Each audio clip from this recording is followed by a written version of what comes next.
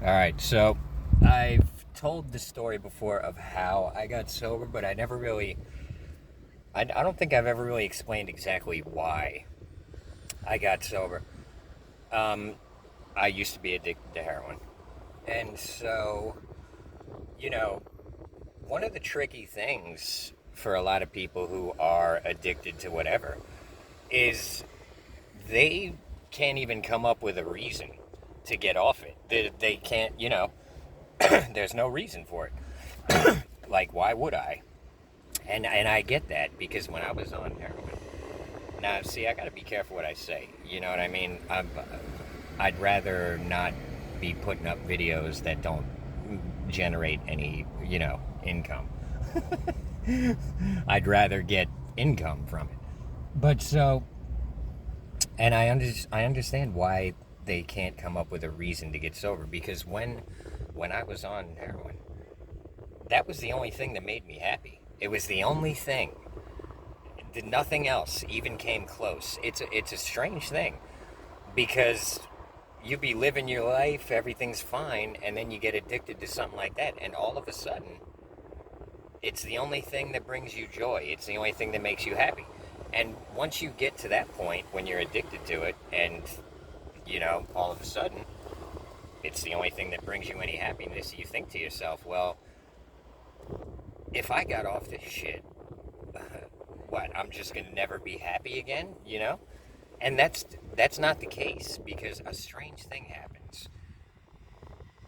Whatever you're on, it puts a spell on you. Now, I believe everything is conscious on some level. And these things, these addictions, these drugs and alcohol or whatever, they're like malignant spirits that kind of get a hold of you. It's almost like being possessed by a demon. And it puts a spell on you. But once you break that spell, everything changes. And I'm telling you from experience because, when I was on heroin, it was the only thing that made me happy. But the problem with heroin is the more you do it, the more expensive it gets because your tolerance just goes up and up and up and there's no ceiling. I don't think there is. I mean, for me personally, I could never afford a bigger habit than about four or five bags a day. That was once I hit that point, I had to kick it cold turkey, which is torturous. I hated doing it. And so, the only reason I could come up with to get off it at the time was I don't want to keep dealing with this where every couple months I got to go through this withdrawals, which last 5 days, and it sucks. But then I discovered Suboxone, and I became somewhat of a chemist to where I could, I could fend off the withdrawals with the Suboxone and then get back on heroin whenever I felt like it because I was just doing such small amounts of Suboxone. I had it down to a science for a little while there. But eventually, I screwed that up. But, so why should you get off it?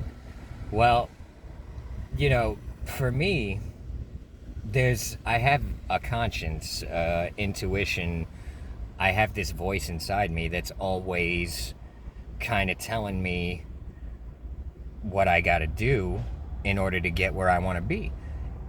And a lot of the times, it's telling me things that I don't want to fucking hear. It's telling me things that I don't want to deal with. And I think a lot of people, they're so conditioned to ignore that part of themselves that they don't even know it's there. But I believe we all have that inside us, this conscience, this intuition, that it knows exactly what you got to do. And, so a lot of people, they think they're mentally ill because they got this part of them that's telling them, it's making, like, from their perspective, it's like, they just think they don't feel right. They think, oh, I don't feel right. I'm depressed. I'm mentally ill or this or that. I believe really it's just your heart, your conscience, your intuition is telling you things that you don't want to hear and you're ignoring it. and it's leading to these negative feelings and negative emotions. And this is my theory. But so for me, I never ignored it. And so this is why I never really got all depressed and mentally ill and all this shit, because I always kind of listened to that voice. I would try to argue with it and bullshit my way, no, I think I can stay on heroin and still accomplish this and accomplish that. But reality functions in a way that it's kind of unbelievable to most people, because they've been raised in an insane society that is misleading them and gaslighting them and keeping a lot of truth from them. So, but from my own experience, I can tell you that, the external world is in a lot of ways a reflection of the internal world. So hopefully I'm making sense here. But so when I was on heroin and I was trying to bullshit myself that I can stay on it and everything's going to work out, nothing would go my way. I would just have like bad luck. One example was that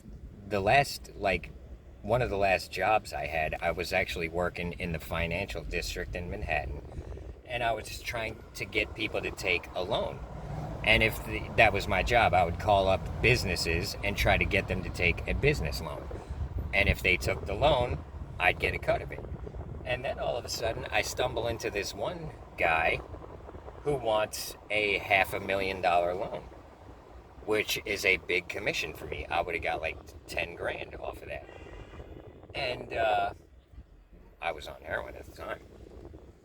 And I really wanted that sale to go through. And it was this weird thing. It went back and forth for like weeks because, I don't know what ended up happening. I have a feeling maybe my boss kind of stole that sale from me. But because he didn't want to give me the $10,000 commission. But in a funny way, I'm grateful that, now I don't know if he actually did that, but he might have. But in a funny way, I'm grateful I didn't get that sale, because it would have kept me on heroin. I would have blown the whole thing within a couple of months. You know what I mean? But at the time, I was so angry. I felt like it was bad luck. You know what I mean? But it was the universe, God, the source, whatever, the frequency, the energy, whatever. It was actually doing me a favor by not giving me $10,000 cash. It would have done me no good at the time. I was in a loser state of mind where I wanted to stay on drugs. I didn't want to keep dealing with the withdrawals and this and that. There was a part of me telling me I had to get off the shit. But consciously, I was like, I'm not getting off the shit. It's the only thing that makes me happy. So my point here is that I believe, because this, from my own experience, this is what I experienced. Once I started making moves in the right direction, getting off the heroin and stuff like that, all of a sudden my luck started getting better, and reality started bending around my will, and things started going my way. And I'm telling y'all, so, in retrospect, I can tell you, one of the things that got me off heroin was that subconscious belief that nothing is going to work out until you get off this shit. That $10,000 fucking commission that just went down the toilet, if you weren't on drugs, that shit probably would have went through. But, I can't say for sure, because, I can't leap between quantum dimensions and tell you the result of every decision I ever made or didn't make. But I'm telling you, once I started getting off all that, heroin and all that shit, things started going my way. And all of a sudden, I had a future in front of me. I had things that my attention shifted from chasing heroin around like a dog chasing its tail. My focus kind of shifted from there and went towards, working on other things, I ended up doing portraits in Central Park, which, all in all, I made a lot more than $10,000 doing it. You know what I mean? So, but I don't believe I would have made all that money doing that had I stayed on the dope. So, I guess I'll recap the story, like the last straw for me. What, like, why I was like, I'm done with this shit. The bad luck and I'm done with this shit. So, and life when I was on heroin was hell, you know. At the time, I didn't even notice because all I wanted was my dope so I can get high and feel good. But I didn't realize that every other aspect of my life was just hell. It was just chasing heroin around, waiting for it, waiting for my dealer to go re-up, and it sucked, and all my money went to it. And so I was staying in Harlem at the time, and I had no money. I'm chasing dope around. I got a little dope, and to eat, what I was doing, and it's embarrassing to even say it. This is what I was doing. Well, it's not that fucking embarrassing. You shouldn't be embarrassed and ashamed if you have to. So, what I was doing was there's this like homeless outreach van would show up twice a week in Harlem, and they would give free food, which was not good. And I'm a picky eater. But this is how important heroin was to me.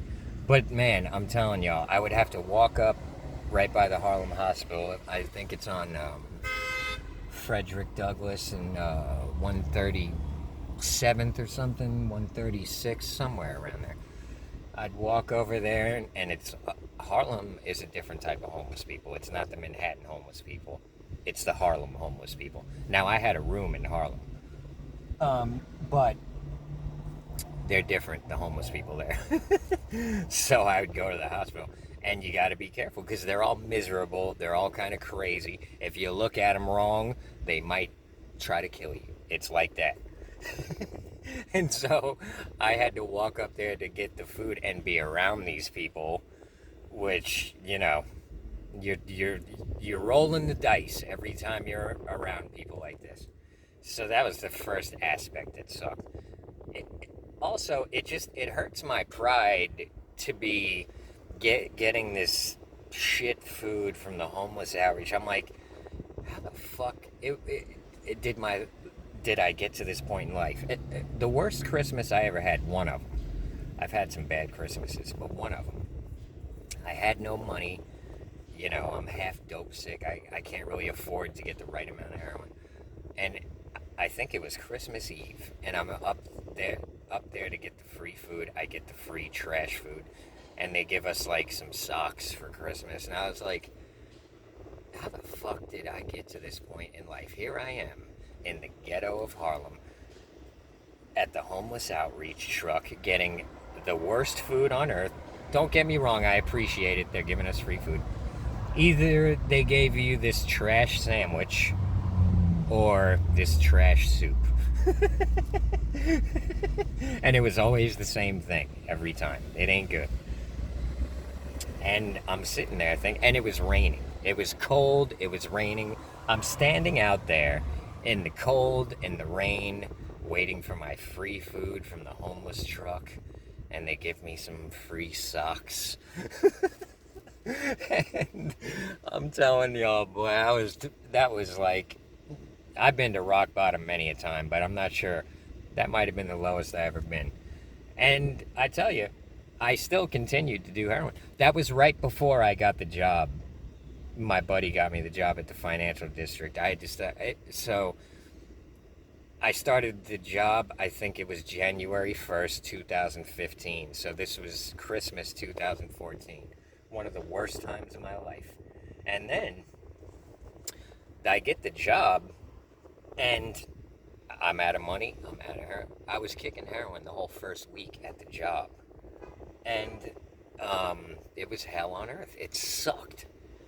But I got through the week, and I was off the heroin. And I was thinking I was in the clear.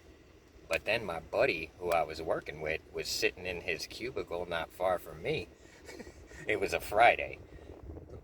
I had maybe been at this job for a couple weeks at this point, and I'm sober. And I'm thinking, okay, I'm going to get my life together. And then my buddy, who used to be addicted to the Oxycontins, it's basically prescription heroin. He's sitting at his cubicle and he goes, out loud, he says, I'm going to snort a sub and see if it gets me high. It's Suboxone. I said, yo, let me get half of one. He's like, okay. Then he gives me a half one. I crush it up and blow it down. And boy, it was like being on heroin again. And so then every day I would bother my buddy to get a little piece of sub because my tolerance was nothing. I had been off heroin. And so I'm getting high off the subs every day. But your tolerance for the subs goes up real quick. Quicker than heroin. So within a couple of weeks, the subs weren't doing it for me anymore. I said, fuck it. I'm going back on heroin. That's what I did. So all of a sudden at this job, I'm taking like 2-hour lunch breaks. My boss was cool, you know. He wasn't like a ball breaker, like, but, you know, my guy to get heroin was uptown. So I'm down at the financial district. I'm taking the train up to, you know, fucking Midtown. And, you know, then I got to deal with meeting up with him, and sometimes he's got to re-up. Sometimes he's got to send someone else to meet me, you know. And all of a sudden, I'm back on heroin, 2-hour lunch breaks, this and that. And then that thing happened with the sale. I end up losing the job and didn't get the sale. And I'm telling you, it was a low point in my life. I was only at that job for a couple months. It was the summer when I lost it. And, you know, and then I was going back and forth with the subs and the heroin till, you know, 2016 or so. And then one day, now I'm living in the Bronx, and I got a cheaper connect to the heroin. In the Bronx, I can get a bundle of heroin for $60. In Manhattan, that's $100. But so, you know, so one day, I had taken some Suboxone the day before because my dude was actually, he went on vacation in the Dominican Republic. He was a Dominican dude. But his backup, you know, his second in command, I was dealing with him, and he wasn't as reliable. So I'm trying to get dope off him. He's like, dude, I can't get with you till tomorrow. I'm like, oh, fuck, you know, like, I need it now. He's like, shit. He's like, I'll give you a piece of sub and, you know, meet up with you tomorrow. I'm like, all right. I get the sub off him. I snort it. And I forget how much he gave me, but, you know, I took too much of it, I think. I should have took about a quarter of what he gave me. I don't remember because, you know, at the time I was pretty good at balancing it out to where I would do just enough sub to get me through to when I can get the dope. But anyways, I get the bundle off him the next day. I get to my apartment, I'm all excited. I'm thinking this is going to last me at least a couple days. And so, but I'm thinking, I did do some sub yesterday. Maybe I should wait another day. You know, but I couldn't wait another day. So I rip into the bundle and I get to blowing through. I do 2 bags and I feel nothing. I'm like, all right, let me do another one. I do a 3rd bag, nothing. The sub's blocking it. I do 4, 5, 6, 7, 8. All blocked. I'm like, you gotta be fucking kidding me. I mean, I needed that $60 that I just blew on that bundle too. And so what ends up happening, it doesn't, you know, I don't get the full heroin high. I get this weird halfway Suboxone blocked high. It sucked. And on top of that, I felt guilty for getting the dope. I was trying to get off it and this and that. I'm like, this is the last fucking straw, man. I am so sick of this shit. I needed that money. I just blew it. And now I can't even fucking get high. I gotta go to work tomorrow. I'm doing portraits in Central Park, a job that I love. But, you know, when you're addicted to heroin, the job don't mean shit. You know, you can't even appreciate shit. And so, so I do most of that bundle. And I'm like, I'm going to save 2 for tomorrow, so at least I can fucking get high tomorrow. And to be honest, I don't remember exactly if I did save some for the next day, because I don't remember ever getting the satisfaction of the high at that point. What I do remember was being so disgusted with myself that I was fucking done. I was just done at that point. And so, whatever, the next day I wake up, no bundle, I got my sub though, and I'm feeling like shit. You know, I thought I was in withdrawal, but maybe it was, you know, just kind of this heroin hangover, but I thought I was in withdrawal. So I woke up and I snorted like a half a sub right off the bat, because I'm thinking to myself, no more heroin, I'm on subs now. So I'm going to just do that as soon as I wake up, I snort it. And it was a mistake, because I didn't feel better. All of a sudden I felt worse, and I realized, oh shit, I still had heroin in my system, and I just blew a half a sub, which means now I'm in precipitated withdrawal, which means, and sorry for the people on Patreon, I just told this story on Patreon, but so all of a sudden, instead of feeling better, I feel a lot worse. Now, precipitated withdrawal is peak withdrawal. When you're withdrawing from heroin, it's, for me personally, it usually lasts about 5 days. First day, not that bad. You just, you know, you're feeling a little shitty. Like, mostly you just miss the heroin, you miss the high. Second day, you're starting to feel bad. By the third day, you're in peak withdrawal. Your stomach feels fucked up. You can't get comfortable. You get this restless leg thing where you literally can't sit still. That was the worst part of the withdrawals for me, where you just can't get comfortable. You're just anxious. You're depressed. You feel like the world is going to end. You feel like nothing good is ever going to happen. And nothing, it's not just physical, it's mental. You feel like you want to die. There's nothing good. It's horrible. And so that's day 3. Day 4, you feel a little better than you did the day before, for me.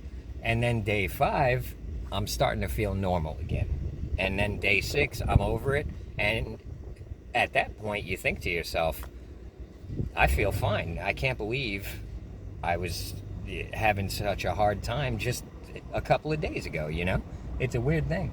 But so, the precipitated withdrawal, you're in peak withdrawal. So here I am. I got to go to work. I just spent my last $60 on this fucking bundle yesterday.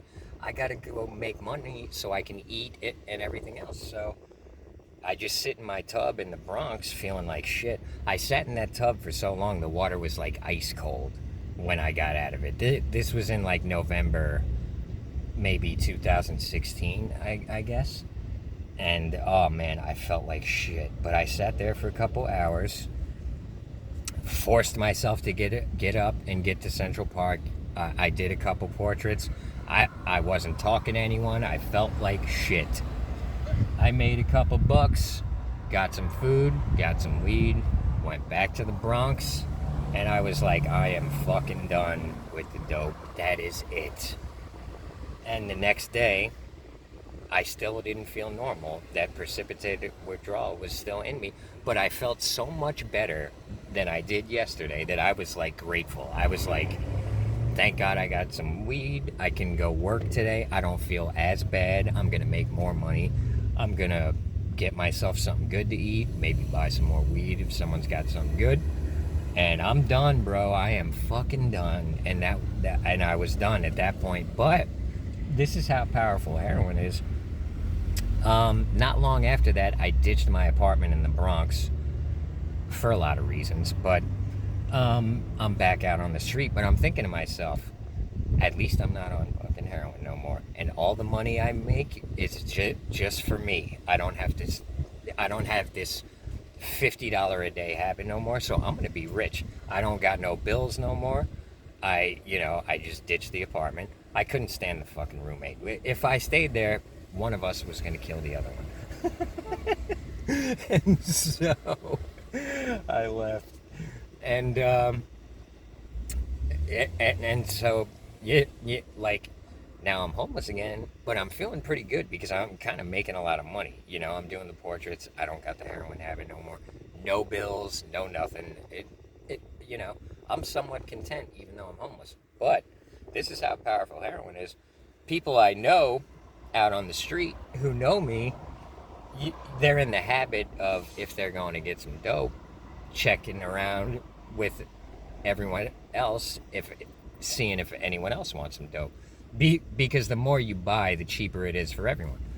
So people would be coming up to me in the park like, yo, Joey, I'm going to go get a bundle. Do you want one? Do you want a bag or two? And this is how powerful heroin is. After all that shit I went through, and now I'm on Suboxone. I'm on it every day. And what I should have also mentioned is, when you're on Suboxone, heroin don't work. It blocks the heroin. So I got a steady stream of sub in my system now. But the heroin is so powerful, I'd be sitting there thinking to myself, like, yeah, I kind of want to get high. And I give them $20, yeah, come back and give me 2 bags. And they would. And I would sit there and blow them real quick. And it would do nothing for me because of the Suboxone. So after that happened a few times, I was like, people would ask me like, yo, I'm gonna go get some. Do you want one? I'd be like, yeah, I do, but no, because it's gonna get blocked. I'm not just gonna keep flushing my money down the toilet. It ain't working, so I'm done. And that was that. People stopped even asking me because they knew I wasn't gonna get it. And then I'm just living my life, living on the street. I gotta say, weed really helped me kick the heroin because, I had that to look forward to at the end of the day. After I worked in Central Park doing my portraits, I would go to my own little secret area in Central Park, smoke myself a bowl, and count up my money, and that was my routine. I would look forward to it every day. And I had a really good spot in Central Park where I'd be sitting on this like elevated boulder overlooking the Upper West Side, and I'd be sitting up there just watching the city, and people I know coming by and saying what's up, people who knew my spot, and I would enjoy it every day. And I would sit there, smoke my herb, and chill on my boulder and watch the city, and I looked forward to it. And then at the end of the day, and then after I would do that, I would go get something to eat. I'd get the munchies from the weed, and I could afford to get whatever food I want. So I was kind of enjoying life. And then after I would take my food to Starbucks, eat it there, and charge my phone, and then I would head to my sleeping spot. And before I would go to bed, I would smoke a bowl and play some video games on my laptop, and I was chilling. I was good. And the next thing I know, I'm running out of time here. I'd say a year goes by, and one day I'm walking up 71st Street, and all of a sudden I realize, like, you haven't even thought about heroin in like a year. You're actually fully over it, and you don't even care about it no more. And I knew in the deepest part of my heart that I was done with heroin. I mean, it hit me like a bolt of lightning. I knew beyond any shadow of a doubt that I am done with heroin. I am happy. I'm content. I don't want to go back down that road. I know where it leads. And so from that day forward, I started weaning down on the Suboxone. And, I'm telling y'all, I was rich. Even though I was homeless, I was rich. And it was because I got off the heroin. My luck changed. My business was booming. I was making as much money as I wanted. my portraits were so popular in Central Park that I had to turn business away sometimes. I would have people lined up on the benches waiting for portraits, and I would try to get them all, but sometimes I was just like, dude, I gotta go. Come back tomorrow. And, I would come into Central Park the next day, and there would be people waiting for me. So it was like I was printing fucking money doing these drawings. And so I was rich, and I was like, damn, I'm so glad I got off that shit, and all of a sudden, my life was going pretty good, and then I worked my way off the subs. Next thing I know, long story short, I got a car to live in. I'm living in, Florida again and making more money than I ever had before. I got a YouTube. I'm telling y'all, here's why to get off it. Because everything you want is on the other side of it. And I understand that you think you need it. You think it's the only thing bringing you pleasure or happiness. The shit's got a spell on you. It's got you tricked. It's literally doing the opposite. It's keeping you. It's preventing you from actually being happy and actually getting things done. And I got to be honest. I don't even understand people who are like, addiction is a disease. I'm addicted for life. I don't even get that, because I can tell you for sure, if someone offered me heroin right now, I wouldn't even think about doing it. I don't want to be fucked up for the next 8 or 9 hours. Why would I want to do that? I mean, you couldn't pay me to do it right now. I wouldn't even think twice. So when people are like, oh, addiction is, the rent is due every day, it's so hard to not be addicted. I don't agree with that, bro. I don't know. I think those people's problem is that they're not really letting it go. You know what I mean? When I first got off the heroin, I would have probably agreed with that. Like, yeah, I miss it. I'm addicted for life, this and that. Here I am a couple years later, bro. You couldn't pay me to do it. I'm telling you. I don't want to be that fucked up. Why would I do that? I got to drive my car around. It would ruin my whole fucking day if I did it right now. My plan for today is, I'm going to eat my good food. I eat good food. And then I'm going to chill and smoke some herb and play some video games and watch. There's some badass UFC fights tonight. So if I did dope, my whole day would be shot. I'd be sitting there like, I'm telling y'all, bro, once you break free, you're not going to give a shit about it. Whatever you're on now, I'm telling you, it's like, you become like a different person. When you really let it go, you got to really let it go. And I'm not saying it's going to be easy or this or that. I do got to say, from my own experience, it was kind of easier than I thought it would be to get off all this shit. It took me a couple years, but I worked my way off it. And now, I'm telling you, I wouldn't touch the shit with a stick, dude. And that's no lie. The only way I would do it is if you said, like, I'm going to give you $1 million to do a bag of dope right now. Then I'd do it. And I would never do it again. But that's the only way I would do it. I'm not interested. I don't want to feel that anymore. I see it for what it is now, which is, it's loser shit, bro. It's loser shit. Drop that loser shit. I'm telling you. It turns you into a fucking loser, man. And that's all there is to it. And I'm not saying you are a loser. I'm saying that shit it'll make you a fucking loser. But, it's up to you, man. It's everything you want is on the other side of that bullshit. Let it go. And I'm telling you, like magic, the world is gonna, it's just gonna start going your way. So it's up to you. But anyways, I guess that's the end of this one. I appreciate y'all. Thanks for the subs. Thanks for the likes. Thanks for the tips. Thanks for the comments. And if you want to respond to your comment, try to get it in the first 30 comments. And thanks to the channel members, and thanks for the Patreons. And yeah, I guess that's it, man. I'll see you on the next one. Everybody have a good one.